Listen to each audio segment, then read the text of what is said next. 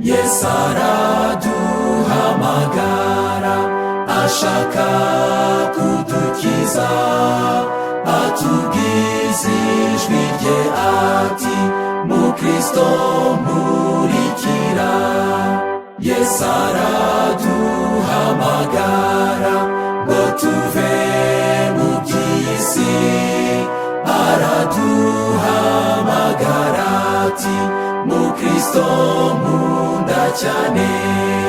Iyo tumerewe neza cyangwa se tubabaye, araduhamagara ati mukristo nkunda rwose. Yesu araduhamagara mwami turakwitabye, duhe kukumvira tugukunde kuruta byose.